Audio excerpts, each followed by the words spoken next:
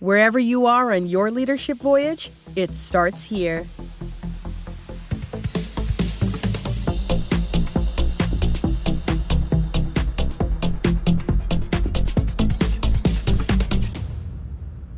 Hey everybody, welcome to Leadership Voyage, the podcast dedicated to your pursuit of becoming a great leader.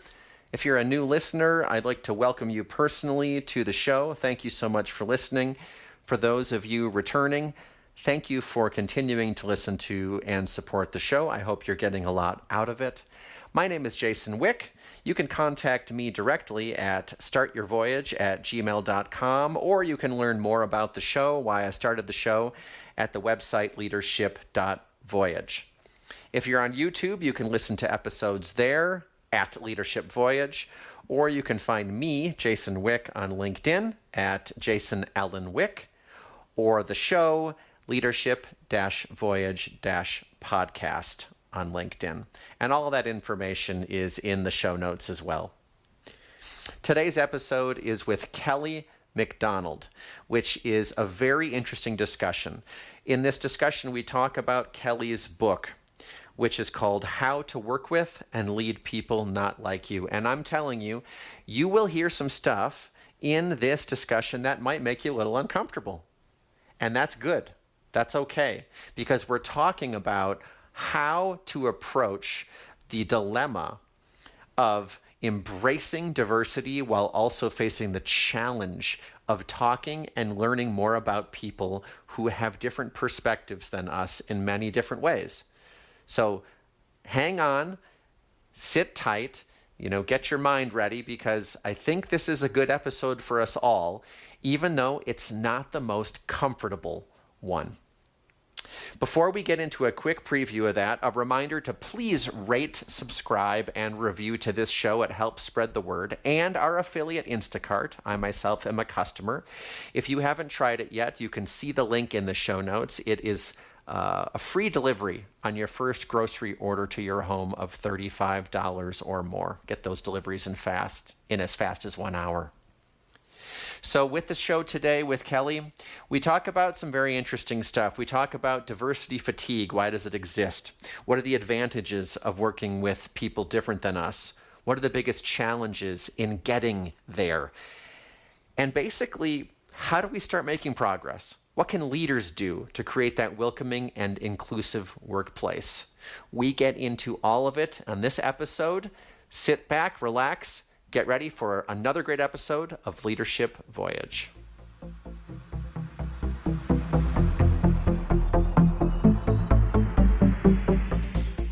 Hey, everybody. Welcome back to another episode of Leadership Voyage. I'm very happy to be with Kelly McDonald today. Kelly, it's great to meet you this afternoon. You too. Yeah, thanks. And we just found out that we live very close to each other, so that's kind of funny. Less than an hour away.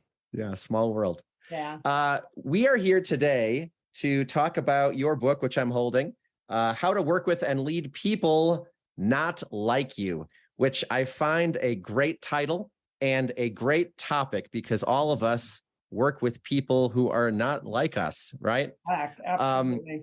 Yeah, and there's so much to get into in this topic.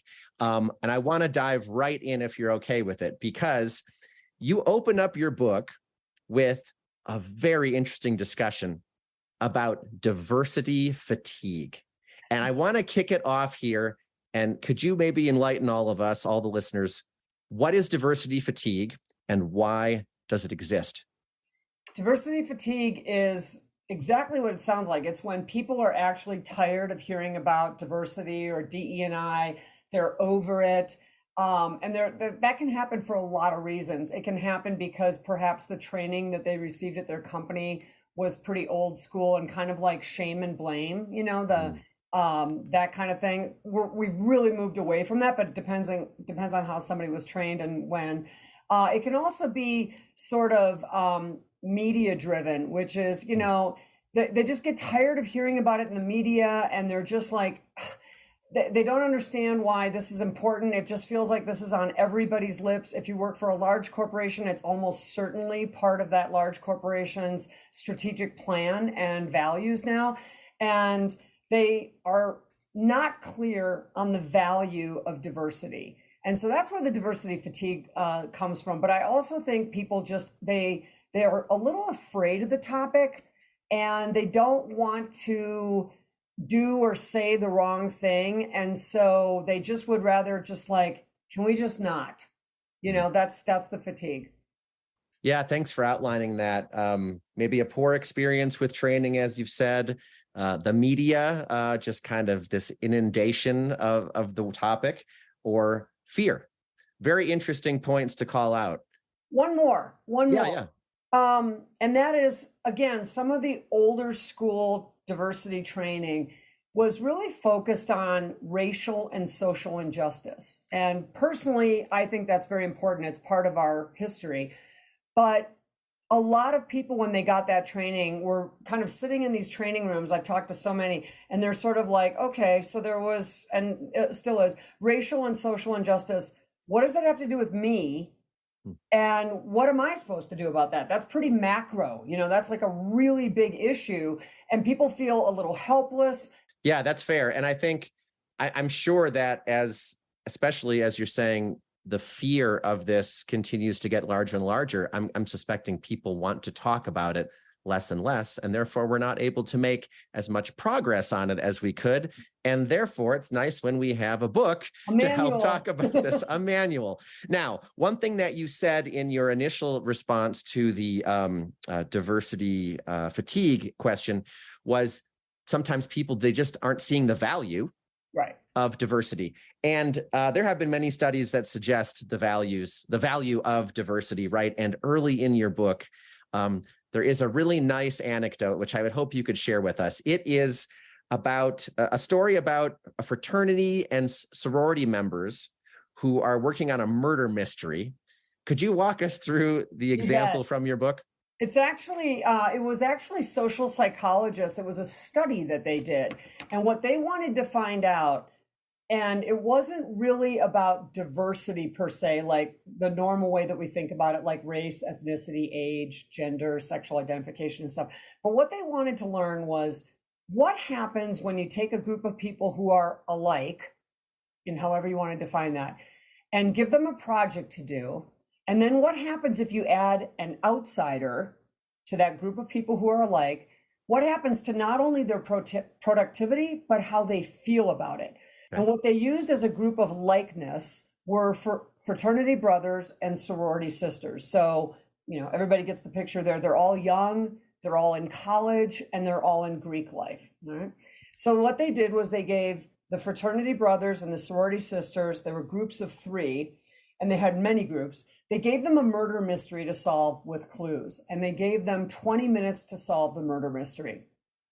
But 5 minutes into the exercise, some of the groups were joined by a 4th sorority sister or a 4th fraternity brother, but from a different house. Okay, so they're all in college, they're all in Greek life, but 3 of the 4 are in this sorority or fraternity, and the other one is in a different one. So that's the outsider. So what happened is, as these things, and you know, your listeners probably can predict, is the ones that had the outsider solved the murder mystery better, faster, more accurately than the others. And it was statistically phenomenal. It more than doubled their chances of getting the right answer. That was the only variable. It more than doubled. Like, I'm not a statistician, but a statistician would say that that is statistically phenomenal. It went from 29% to 60%. So that's great, but that's not where it gets interesting to me. Then they interviewed all the groups, and what they found was even the most productive groups, the ones who won, as it were, right? So if I'm high-fiving you and I'm like, Jason, oh my gosh, you know, you guys won. Did that feel amazing? Holy smokes, you smoked it. You know, that must have felt so good. What the participants who won replied was, oh my gosh, I could not believe we won. I have never felt so stressed in my life. All we did was bicker. It didn't seem like we were winning at all. I couldn't believe we were even making progress. And in fact, it was very stressful, right? Because they were bickering, they didn't see eye to eye, etc. So the bottom line is, working with people not like you is difficult, but it produces a better outcome. And that has been shown time and time again. And where I think this is really important for your audience to hear is what that means is when you're working with someone who's different than you, even if they just have a different perspective or they come from a different background or whatever, if you're working with someone like that, someone different, and it feels hard, you're not doing it wrong and you're not misreading that situation. It is hard. That's why people don't like to do it, because it's hard and we would rather take the easy way. But if you can stick with it, it will get to a better outcome. And that's been proven over and over and over again. So I think it's important that people know that, like, okay, the next time I'm in a meeting, the next time I'm with, others or whatever, and I just don't feel like anybody's on the same plane that I'm on, the same page or whatever. Understand that discomfort that you feel is normal. You're not doing it wrong. It's part of the process, actually. Just don't bail on that process. If you stick with it, you will get to the other side and it's a better outcome. Thanks for detailing all of that. And that's a really great example with this fraternity, sorority members. And what I love here is we've heard time and time again that finding great solutions, or in the words you said, finding better outcomes, is a messy process, healthy conflict, these other terms, right? And you're detailing how the participants don't necessarily feel great about it, or it's very hard. And I think it's really important to hear that things that are worth going through, things that are worth doing are, of course, not easy, right? And that you're improving they're frustrating, and you're improving the outcomes and the results by introducing different perspectives, people who aren't like yourself. If you have a rubber stamp meeting, should we go so far to say the opposite? If you're having rubber stamp meetings, are they not that effective? That's also been proven, is that companies where they tend to hire the same kind of person, maybe from the same background, the same school, wherever it is, they tend to actually not necessarily fail, but they don't grow as much as organizations that have diverse team members. Actually, that's been proven again and again. And the culprit is, especially if they're already successful, right? Because it's really easy in a successful company with successful sales and products and customer satisfaction to kind of go, why would we change anything? It's working, right?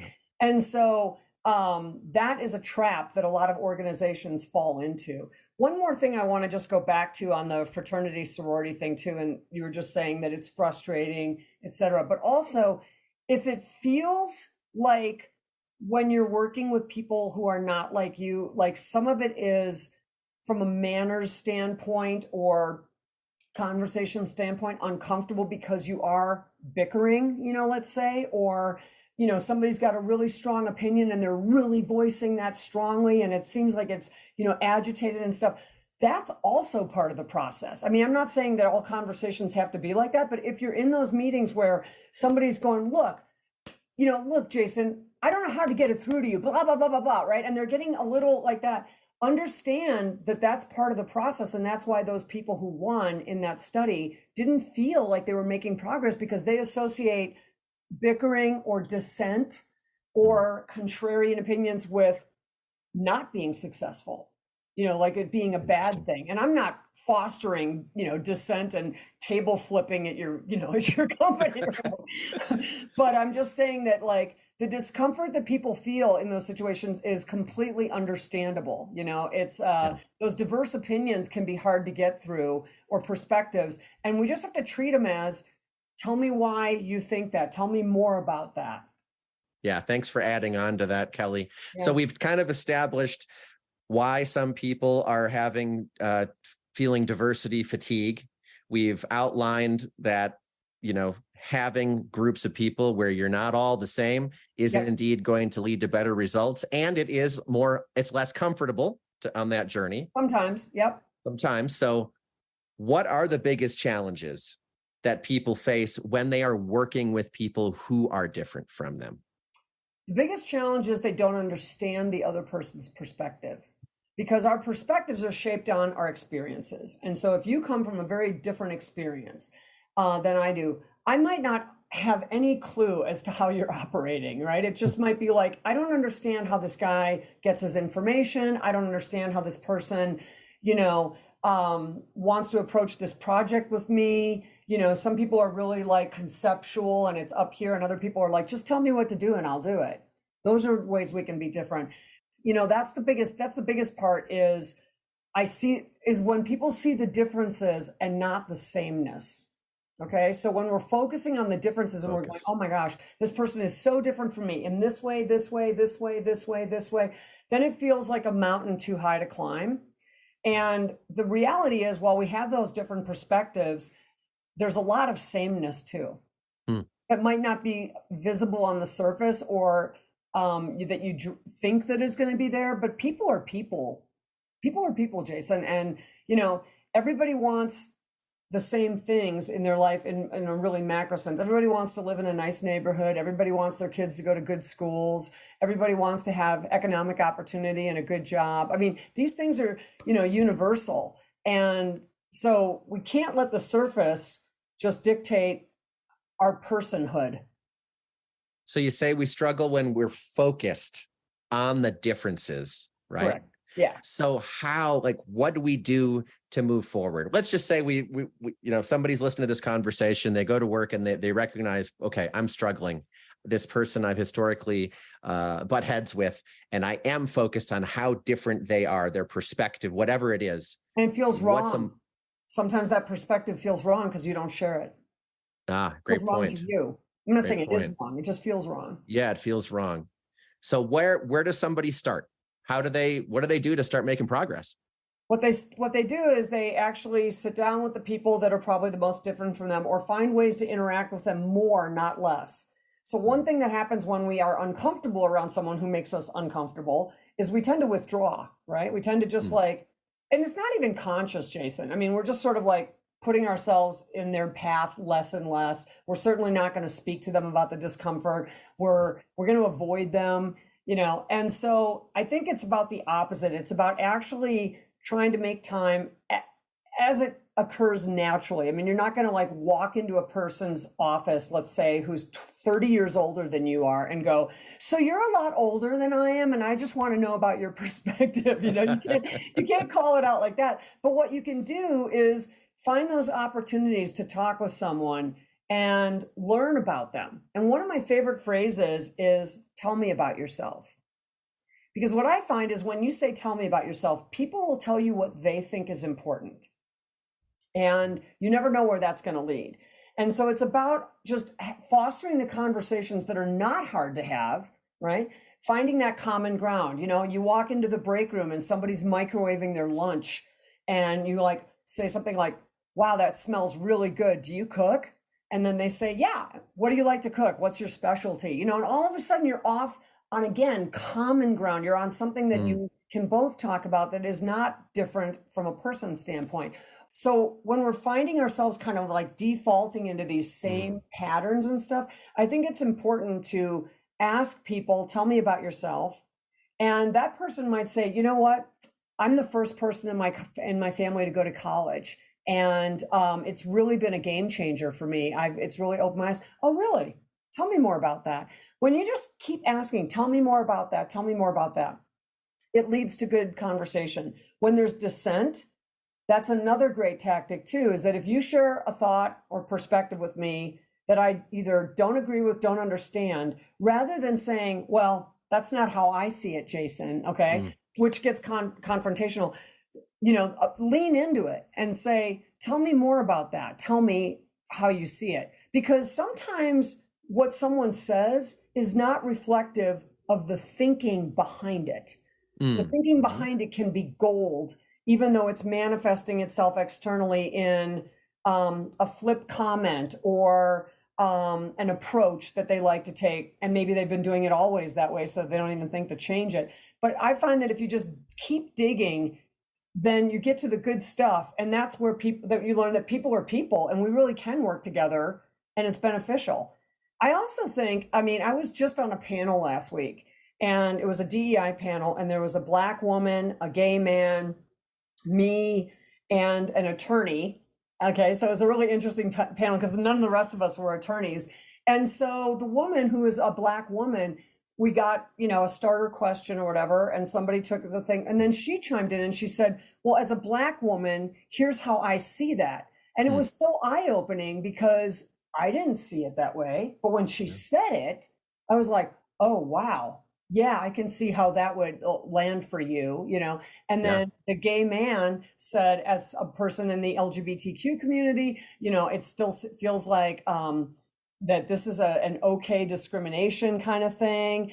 And, people can rebuff me just based on what they think they know about me. And I thought it was really interesting perspectives. And those are perspectives that I have. I'm not gay and I'm not Black. So I'm very interested in hearing what life is like and the things that shape us from other people. And it's thank you so much, Kelly, for outlining all of that. And what's really beautiful in a way when I think about what you're describing is we have all of the very, I should say, probably obvious differences between us, the ones we can see with our eyes right away, right? But there are so many different intersections that are different between us that could be the root of what we don't understand about each other in any given context, right? The saying or the phrase, seek first to understand, is what's coming to mind for me as you're talking. And I think about something as simple as someone who lives in New York City in a loft is going to be so different than someone who lives in a small town in West Texas, okay? And the way that they see the world, the way that they interact with the world, right? In New York City, that person might be like, let's go, I'm busy. And because everything takes more time and because life is on a faster roll, in a large city like that. And because it's crowded and because you just got to get your stuff done and you got to kind of make your way through a city of 8 million people in Manhattan, et cetera. Whereas a person in a small town might be like, hold up. Why are you rushing this? This is a nice guy. We need to get to know each other. Hi, Joe. I'm Kelly, and form those relationships that are so important in small communities. So that's a totally different approach and totally different backgrounds and totally different perspectives. The New Yorker might be thinking, are you kidding? I got to become friends with this guy? No, I don't have time for that. Bye. And they're not being rude. They're living their life the way they live their life in a rapid paced city. So none of these are right or wrong. They're just different. They're different. Great examples, Kelly. Thank you. And we've talked about a whole bunch so far, which I love. That honestly, as I think it through, if I'm at work, I can think through the lens that we're talking right now, that we're outlining right now. If like I was one of the coaches of my son's baseball team, right? You have different coaches from different backgrounds. You might that's not work, but that might apply here. You're meeting in-laws, right? What prospective in-laws? All these different scenarios. It's not just about in the workplace, and I love that. Let's shift to kind of a more specific role. Let's think about maybe leaders, or managers, or however somebody wants to think about that. What are some of the important things that we can do as leaders or managers to help create that welcoming and inclusive workplace that we're all looking for to get better results? Number one, be sincere about wanting to make inroads in this area. I mean, there's nothing worse for true diversity and acceptance and embracing of our differences that can enrich us. There's nothing worse than, being performative. And I know that word's being, thrown around a lot these days, but let me tell you an experience that I had, real life. I was working with a very, very, very large insurance company. Everybody knows this company.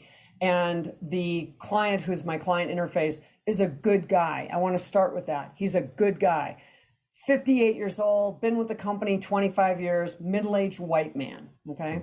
So we're having a conversation. I'm at his offices, and I have to act this out because this is literally what he did. He said, yeah, so here at the XYZ company, we're all about diversity now. Okay, so literally the hand gestures. He's waving his hands. Okay. Now. And, I've got to get my team on board. And he's literally doing this. I got to get my team on board because my bonus depends on it because, that's the way it goes. But he struck me as somebody who was just marching along, right? And not necessarily believing in this or why it's important. And I want to make it clear to your listeners that I don't think there's anything wrong with bonuses. Bonuses serve a purpose. when companies use bonuses to focus people on it, okay, this is important. Therefore, if you make inroads on hiring more diverse people, whatever it might be, then you're going to get a bonus because that puts a laser focus on what the goal is. Sure. So it's not that part. It was the whole like this and the whole, I guess we're doing diversity. And I actually had a little chat with him and I was like, I think you can lose the hand gestures, and he took it really well, but I was like, it doesn't sound like you're really on board with this. It sounds like you're doing this because your job depends on it and you really don't give a flip about it.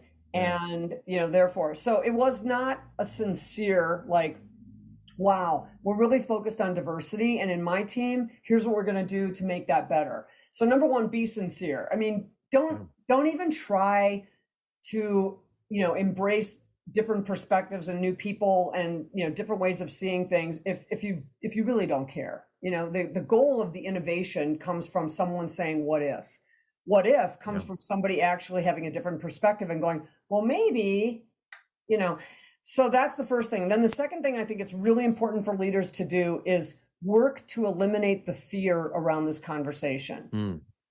Everybody knows that if they say the wrong thing at work or someone takes what they say the wrong way, the consequences can be enormous. They could lose their job. They could get branded as somebody who's racist, sexist, bigot, homophobe, Islamophobe, you name it. So what happens is when people are afraid of saying the wrong thing, they choose to say nothing. Yeah.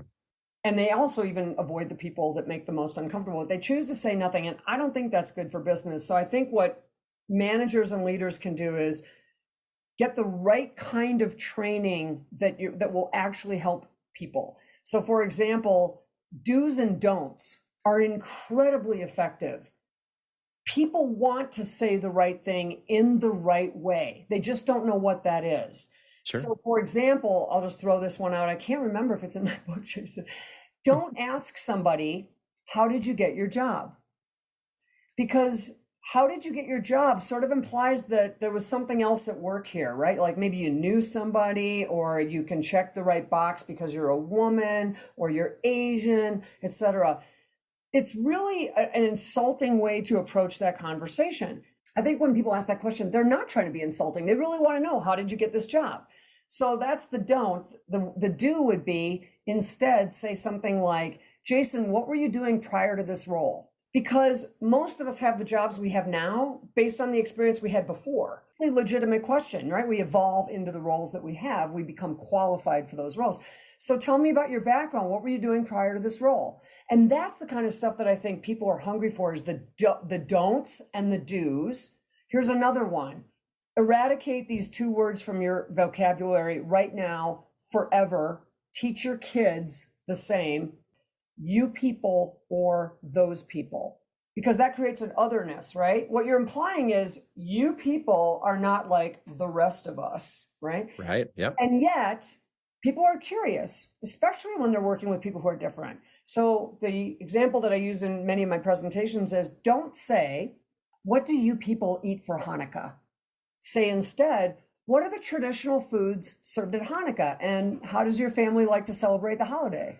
Yeah. So there's a way to say anything that we want to say, but we want to avoid the space between us and another person becoming broader than it has to be and wider than it has to be. It's not about otherness. It's about we actually have more in common than we don't.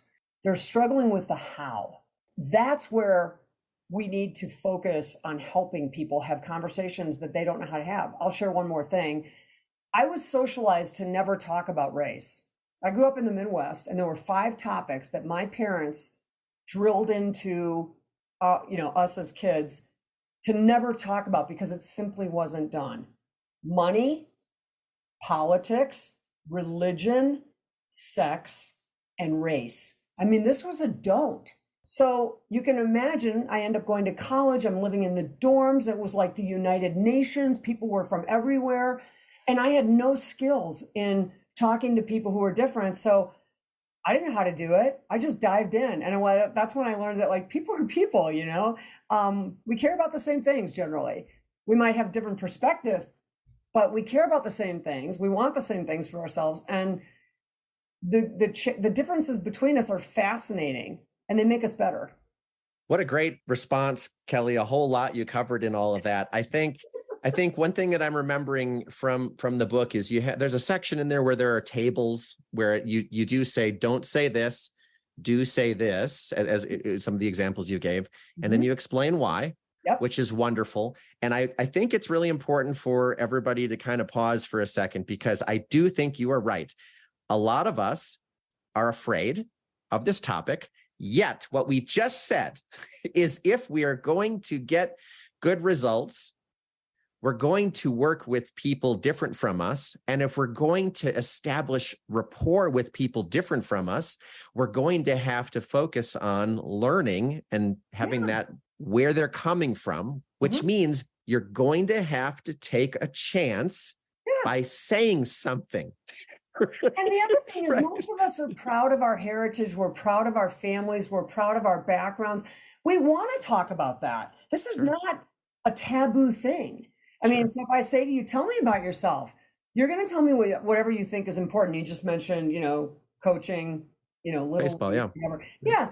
And those are the things that you brought up. So if I was talking to you and I don't know what it's like to be a parent, I don't know what it's like to be a man, I don't know what it's like to have an 8-year-old, whatever it might be, I might say, tell me more about that. What's the best thing about coaching? And you could go on and on and on. And we would start to build a rapport, because I'm listening respectfully to your point of view about what it's like to be a coach or anything else. People want to share themselves. No, thank you for saying that. It's a good stuff to keep in mind. And just so that it doesn't get lost in the shuffle, the two most important things that you mentioned, what can someone do as a leader? First and foremost, be sincere around this topic and do our best to eliminate the fear around it. People are going to have to try their how out in order to get around and actually deliver on why. Give them what not to say and why. Give them the tools, do's and don'ts. Great. Thank you. Well, boy, this is a great topic. I've really enjoyed it. But we're already running out of time, Kelly. Oh my. I know. I don't know how this happens. So I ask everyone the same question near the end of our discussion. What is something that you have learned recently? Well, I'm learning. So not, again, conceptually, it's actually, I'm learning to play the cello, and I'm a beginning student, and I'm learning to play the cello. And how's it going? It's hard. I mean, it really is. And I know that this is what my instructor told me. So if there's people out there that disagree, don't be a hater. This is what I was told. Recognizing that any instrument is hard to learn to play. Okay, it's going to be difficult to learn anything. But what he told me is that the two easiest instruments to learn to play, I'll add 3, are the ukulele, the guitar, and drums. Ukulele is by far the easiest. Even little 4-year-old kids can learn to play that. And the two most difficult are cello and piano. And so I'm finding it to be very, very true. Jason, that whole thing where you rub your belly and pat your head. Yeah, so I can't do that. So that to me is a great metaphor for cello, because one hand is doing this with the fingering and the other hand is doing this. It's a lot harder than you think. Thanks for sharing that. And a moment of vulnerability, right? You're an expert on certain topics and an absolute beginner on others. And that's how it is in life, isn't it? It's a beautiful thing. And I have some friends who are like, oh my gosh, I want to hear you play cello. And I'm like, not yet. No. Not yet. Not yet. Oh, that's great. Thanks for sharing that. That's wonderful. Learning to play cello. Keep it up. Don't quit. Keep it up. Thank you for sharing. So for those who are really interested in the book or your services, your ideas, they want to learn more about you and what's going on, where should we direct them? Okay, for the books, my book is available wherever books are sold. Amazon, certainly, Barnes & Noble, whether it's the actual retail stores or online. By the way, my book is featured in their flagship store right now in the window on Fifth Avenue. I know.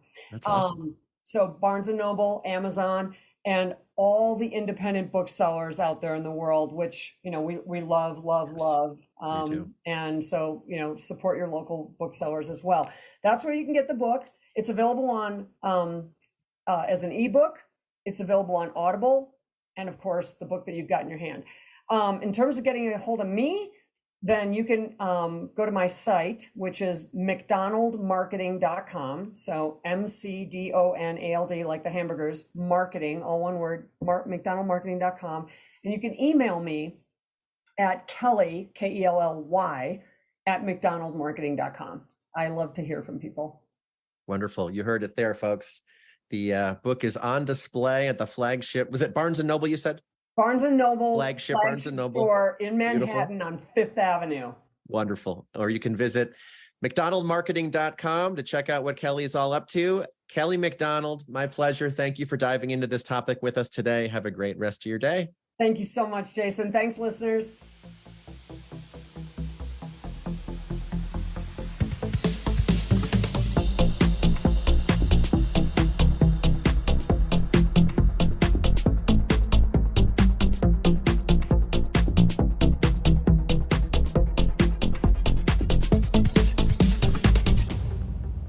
There you have it, everybody. Let me know what you thought of this episode at startyourvoyage@gmail.com. Like I said, I think there are moments where this is just a difficult topic. It's uncomfortable.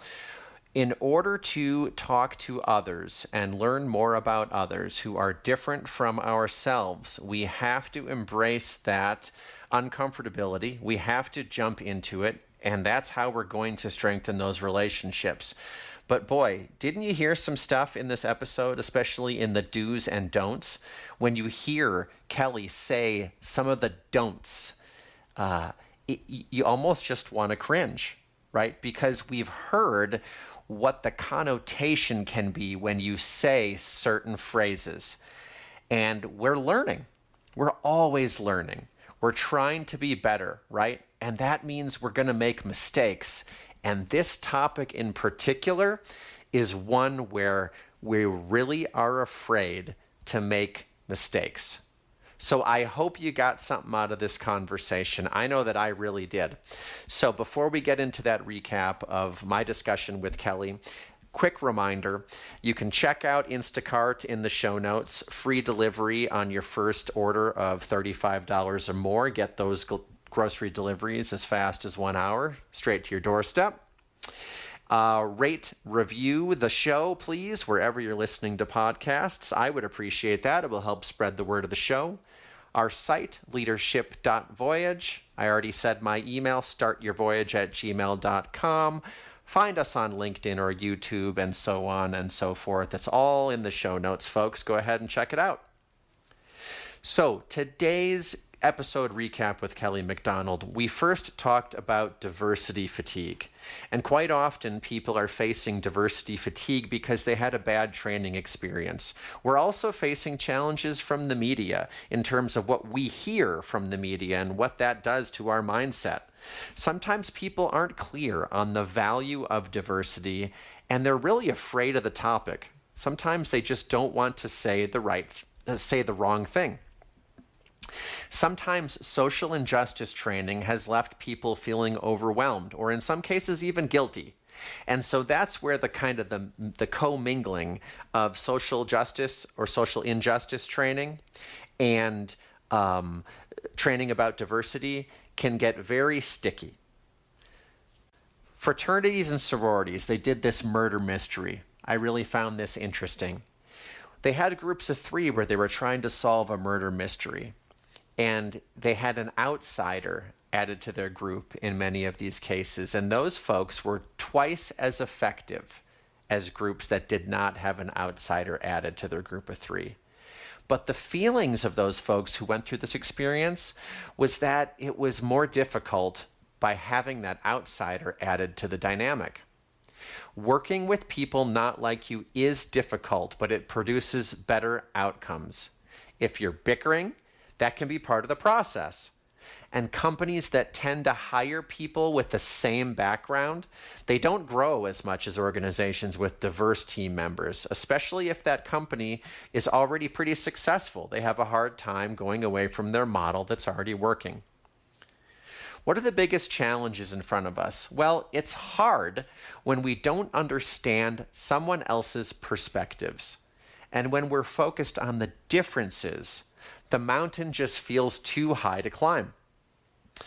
There's a lot of sameness, and we all want similar things. That's what's really important to keep in mind. We have different perspectives, but we all want similar things for the most part. There's more in common than there is different. And focusing on those differences is usually when it feels really difficult to get to know someone. So how do we start making progress? Well, we find ways to naturally interact more with those who are different from us. Usually we will default to withdrawal and avoidance rather than interaction. You can try something like tell me about yourself. They'll focus on what they think is important when they talk about themselves. That enables both of you to find common ground. That mindset of seek first to understand is what comes to mind. And what can leaders do to help create a welcoming and inclusive workplace? They first have to be sincere about wanting to make progress on this. They have to work to eliminate the fear around this conversation. Get the right training to help people, and specifically do's and don'ts can be very helpful. So there's your episode summary. Thank you so much for tuning in today. Until next time, everybody take care.